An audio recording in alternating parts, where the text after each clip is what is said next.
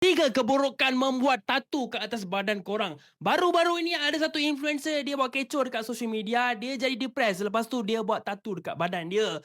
Dia ni tak faham agama lah. Agama dah melarang membuat tatu di badan kita. Kita sebagai umat Islam memang haram untuk buat tatu. Tetapi disebabkan depresi yang kecil, dia rasa hidup dia tak bermakna, dia buat tatu dekat atas badan dia. Korang tahu tak apa keburukan yang buat tatu ni?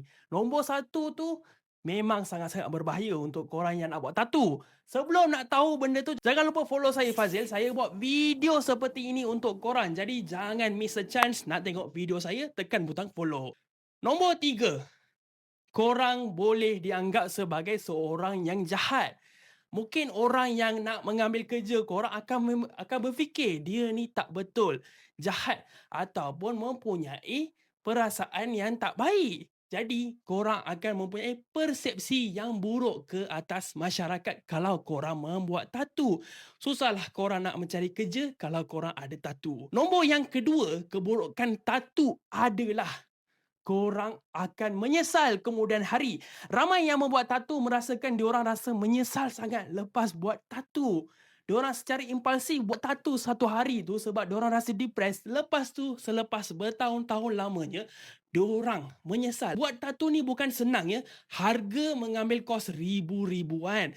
Dan ianya sangat-sangat menyakitkan. Memang akan menyesal pada masa depan. Dan perkara nombor satu, ini adalah benda yang paling-paling berbahaya kalau korang nak buat tatu. Buat tatu ni kalau jarum yang buat tatu tu tak bersih, korang ada possibility terjangkit HIV, hepatitis A, B ataupun C. Yes, ini sangat-sangat berbahaya tau. Ramai yang nak cari jalan mudah nak buat tatu, nak nampak cool, nak tunjukkan depresi diorang kat atas badan diorang. Jadi diorang pergi ke Thailand ataupun mana-mana tempat yang murah dan buat tatu yang tak berkualiti. Jadi disebabkan diorang berkongsi jarum tu yang mungkin tak dibersihkan, diorang boleh terjangkit mana-mana jenis penyakit berbahaya. Ini adalah penyesalan seumur hidup.